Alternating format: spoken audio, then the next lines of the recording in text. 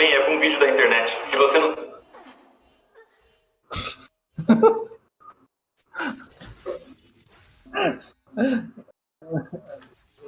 O Iberê. O cara tem medo do Iberê. O cara tem pesadelo com o Iberê.